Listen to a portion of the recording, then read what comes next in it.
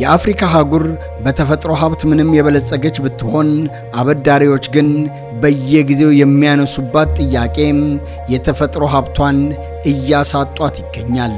ይህንን ጉዳይ በጌዲዮ ቴሌቪዥን መስኮት የምንቃኘው ይሆናል። አዘጋጅና አቅራቢው ደመላሽ ጉልማ ነኝ። የአፍሪካ ሀገራት በአሁኑ ወቅት የተሸከሙት ከፍተኛ የውጭ ብድር በኢኮኖሚያቸው በማህበራዊ እድገታቸውና በፖለቲካዊ ነፃነታቸው ላይ ከባድና ዘርፈ ብዙ ተጽዕኖ እያሳደረባቸው ይገኛል። በተለይም እንደ ቻይና ያሉ አዳዲስ አበዳሪዎችና የአውሮፓ ሀገራት ፓሪስ ክለብን ጨምሮ በዓለም ላይ ያሉ ባለሀብትና በብዙ ምዕራባውያን የሆኑ አበዳሪ ሀገራት የተሰባሰቡበት መደበኛ ያልሆነ ቡድን ዋና ዋና የገንዘብ ምንጮች ሲሆኑ ይህንን የብድር ፍላጎት ተገን በማድረግ የራሳቸውን ስትራቴጂካዊ ፍላጎታቸውን እያስፈጸሙ ይገኛሉ። ሀገራቱ የሚያገኙትን አብዛኛው ገቢ ለጤና፣ ለትምህርትና ለንጹህ መጠጥ ውሃ አገልግሎት ከማዋል ይልቅ የብድር ወለድ ለመክፈል እንዲያውሉ መገደዳቸው የማህበራዊ አገልግሎት እንዲዳከሙ እያደረገ ነው። ሀገራት የወሰዱትን ብድር በዶላር ወይም በሌሎች የውጭ ገንዘብ ስለሚከፍሉ የውጭ ምንዛሬ ፍላጎታቸውን ለማሟላት ሲሉ የሀገር ውስጥ ገንዘባቸውን ዋጋ እንዲቀንሱ ያደርጋል። ይህም ከፍተኛ የኑሮ ውድነትና የዋጋ ግሽፈትን እያስከተለም ነው። ሀገራቱ አዲስ ኢንቨስትመንት ለመሳብና መሰረተ ልማቶችን ለመገንባት ያላቸውን አቅም ስለሚያዳክም አጠቃላይ የኢኮኖሚ እድገታቸው እንዲቀዘቅዝ እያደረገ ነው። እንደ ኢትዮጵያ ያሉ ሀገራት የኢኮኖሚ ማሻሻያ ለማድረግና ከዓለም አቀፉ የገንዘብ ድርጅት IMF ተጨማሪ የገንዘብ ድጋፍ ለማግኘት ሲሉ ከ2 ዓመታት በላይ ከውጭ አበዳሪዎችና ከዩሮ ቦንድ ባለቤቶች ጋር ረጅምና አድካሚ የብድር ሽግሽግ ድርድር ለማድረግ ተገዷል። ቻይና ለበርካታ የአፍሪካ ሀገራት ለአንጎላ፣ ለኮንጎ የምትሰጠው ብድር በተፈጥሮ ሀብት የሚከፈል በመሆኑ የአፍሪካን የነዳጅ፣ የኮባልትና የክሮሚየም ማዕድናት በቀጥታ የማግኘት መብት አግኝታለች። ቻይና የምትሰጠው ብድር አብዛኛውን ጊዜ ከኩባንያዎቿ ጋር የተሳሰሩ ናቸው። ይህንን ተከትሎ በአፍሪካ የሚገነቡ እንደ ባቡር መስመር፣ የኃይል ማመንጫና የቴሌኮም መሰረተ ልማቶችን የቻይና ኩባንያዎች እንዲረከቡ በማድረግ የራሷን የሀገር ውስጥ ምርትና የሥራ ዕድል ታነቃቃለች። ቻይና በአፍሪካ ያላትን የኢኮኖሚ የበላይነት በመጠቀም በዓለም አቀፍ መድረኮች ለምሳሌ በተባበሩት መንግስታት ድርጅት የአፍሪካ ሀገራት ለቻይና የፖለቲካ አቋሞች ድጋፍ እንዲሰጡም ታደርጋለች። የአውሮፓውያንና የምዕራባውያን ተቋማት IMF እና የዓለም ባንክ ብድር ወይም የብድር ማሻሻያ ለመፍቀድ እንደ ቅድመ ሁኔታ የአገር ውስጥ ገበያን ለውጭ ውድድር ክፍት ማድረግ፣ የመንግስት የልማት ድርጅቶችን መሸጥና የውጭ ምንዛሪ ተመን በገበያ እንዲወሰን ማድረግን የመሳሰሉ ከባድ የኢኮኖሚ ፖሊሲዎችን ያስገድዳሉ። የአውሮፓ ሀገራት ብድራቸውን ተገን በማድረግ በአፍሪካ ያሉ ነባር የጥሬ ዕቃ አቅራቢዎቻቸውን ለማስጠበቅና የራሳቸውን ምርቶች ወደ አፍሪካ ገበያ የሚያስገቡበትን ምቹ ሁኔታ ይፈጥራሉ። ዓለም አቀፍ ሚዲያዎች በአፍሪካና በኢትዮጵያ የውጭ ብድር ቀውስ ዙሪያ የሚያወጧቸው ዘገባዎች የአበዳሪዎችን ስትራቴጂካዊ ፍላጎትና የአፍሪካን የወደፊት ዕጣ ፈንታ በተመለከተ በሶስት ዋና ዋና ጎራዎች ከፍለው ይተነትኑታል።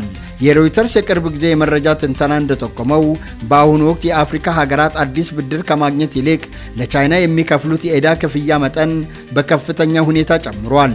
ይህ ማለት አፍሪካውያን ወደ ቻይና የሚልኩት ገንዘብ ከቻይና ወደ አፍሪካ ከሚመጣው ይበልጣልም ተብሏል። አልጀዚራ ባወጣው ዘገባ ደግሞ አፍሪካን ጨምሮ በዓለም ዙሪያ ያሉ 75 ደሃ ሀገራት ባለፉት 10 ዓመታት ከቤልት ኤንድ ሮድ ፕሮጀክት የወሰዱ ብድር የመክፈያ ጊዜ በመድረሱ ከፍተኛ የክፍያ ጫና ውስጥ መውደቃቸውን ዘግቧል። ይህ ጫና ሀገራቱ ለትምህርትና ለጤና የሚመድቡትን በጀት ለቻይና ዕዳ ክፍያ እንዲያውሉ እያስገደዳቸው መሆኑ ሚዲያዎች አስገንዝበዋል። የዓለም አቀፍ ሚዲያዎች ትንተና እንደሚያሳየው ቻይና አሁን ላይ ለአዳዲስ እና ሰፋፊ መሰረተ ልማት ለመገንባት የምትሰጠውን ብድር በመቀነስ ለአረንጓዴ ኤነርጂ ወሳኝ የሆኑ እንደ ኮባልት፣ ሊቲየም እና ክሮሚየም ያሉ የአፍሪካ ማዕድናትን በቀጥታ የማግኘት መብት ላይ ማተኮሯን ዘግበዋል። ሞደር ጋናና መሰል ሚዲያዎች እንደዘገቡት አሜሪካና አውሮፓ የአፍሪካ ሀገራትን የብድር ዕዳ እንደ ፖለቲካዊ መሳሪያ በመጠቀም የቻይናን የማዕድን የበላይነት ለመስበር አዳዲስ ስትራቴጂካዊ የማዕድን ጥምረት ለመፍጠር እየሞከሩ ነው። በዚህም አፍሪካ በሁለቱ ሀያላን ቻይናና ምዕራባውያን ፉክክር መካከል መዳከሟን ይተነትናሉ። የኬንያ ዌል ስትሪት እና ሮይተርስ እንደዘገቡት IMF ለኢትዮጵያ ተጨማሪ የ468 ሚሊዮን ዶላር ክፍያ ቢፈቅድም ይህ የተደረገው ግን ሀገሪቱ በምዕራባውያን ተቋማት ግፊት ያደረገችውን የማይክሮ ኢኮኖሚ ሪፎርም የገንዘብ ተመን በገበያ እንዲወሰን ማድረግ ፖሊሲ ተከትሎ የመጣውን የሀገር ውስጥ የኑሮ ውድነት ተቋቁማ መሆኑን ሚዲያዎች ይገልጻሉ። ዓለም አቀፍ ሚዲያዎች አፍሪካን እንደ ካፒታል ላኪ መመልከት የጀመሩ ሲሆን አበዳሪዎች የሰጡትን ብድር መልሰው እየሰበሰቡ እንጂ ለአፍሪካ አዲስ የልማት ፈንድ እያቀረቡ እንዳልሆነ በስፋት እየተነተኑ ይገኛል። ሲሸልስ በ2008 የውጭ ዕዳዋ ከሀገሪቱ አጠቃላይ ምርት በላይ 175 በመቶ ደርሶ ከነበረበት የኢኮኖሚ ውድቀት ያገገመችው ከዓለም አቀፍ የገንዘብ ድርጅት IMF ጋር በመሆን የሀገሪቱን ገንዘብ ዋጋ በገበያ እንዲወሰን በማድረጓና ጠንካራ መዋቅራዊ ሪፎርም በመተግበሯ ነው። ሀገሪቱ ከፓሪስ ክለብ የ45 በመቶ የብድር ስረዛ ከማግኘቷን በላይ የውጭ ዕዳዋን በከፊል ለአካባቢ ጥበቃ ፈንድ የሚሆን የገንዘብ ሽግሽግ በማድረጓም ወደ 50 በመቶ ዝቅ ማድረግ ችላለች። በአሁኑ ወቅት በአፍሪካ ከፍተኛ የነፍስ ወከፍ ገቢ ካላቸው ግንባር ቀደም ሀገራት ተርታም እንድትሰለፍ አድርጓታል። ጋና በበኩሏ በ2022 የውጭ ዕዳዋ $70 ቢሊዮን ደርሶባት የዋጋ ግሽፈቱ 50 በመቶ አልፎ ዕዳ መክፈል አቁማ ነበር። የሀገር ውስጥ የቦንድ ልውውጥ በማድረግ እና በጂ20 መዋቅር ስር በመግባት ቀውሱን ተቋቁማለች። ጋና ከሁለትዮሽ አበዳሪዎቿ ከፓሪስ ክለብ እና ከቻይና $5.1 ቢሊዮን የብድር ሽግሽግ ስምምነት አግኝታለች። ከግል ዩሮ ቦንድ ባለቤቶች ጋርም የ13 ቢሊዮን ዕዳዋን በ37 በመቶ ቅናሽ ለማሻሻል በመስማማቷ ምንም እንኳን ማሻሻያው በሕዝብ ላይ የኑሮ ውድነት ቢያስከትልም ሀገሪቱን ከፍጹም ውድቀት አድኖ የኢኮኖሚ ጥንካሬዋ እንዲመለስም አድርጓል። የኢትዮጵያ መንግስት ከፈረንሳይ የፓሪስ ክለብ ሰብሳቢና ከቻይና የሁለትዮሽ የብድር ሽግሽግ ስምምነቶች መፈራረሟን ዓለም አቀፍ የፋይናንስ ሚዲያዎች በሰፊው ዘግበውታል። ይህ ስምምነት በጂ20 መዋቅር ስር እንደ ትልቅ ምዕራፍ ተወስዷል። ኢትዮጵያ ከቻይና ከፈረንሳይ የፓሪስ ክለብ ሰብሳቢና ከግል አበዳሪዎች ጋር ያደረገችው የብድር ሽግሽግ ሂደት የዚህ ማሳያ ነው።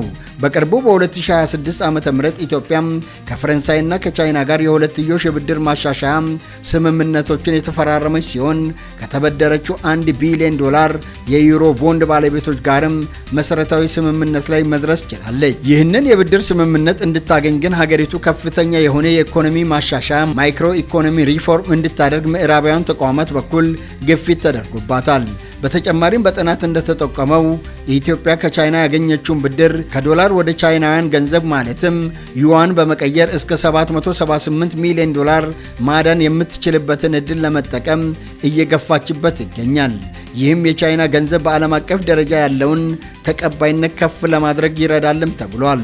የአፍሪካ ሀገራት የውጭ ብድርን ለመሰረተ ልማት ግንባታ ቢጠቀሙበትም በአሁኑ ወቅት ግን ብድሩ የፖለቲካና የኢኮኖሚ ሉዓላዊነታቸውን የሚጋፋና አበዳሪዎች የራሳቸውን ስትራቴጂካዊ ጥቅም የሚያስከብሩበት ዋነኛ መሳሪያ ሆኖ እያገለገለም ይገኛል በማለት የተለያዩ ዓለም አቀፍ ሚዲያዎች እየተነተኑት ይገኛል።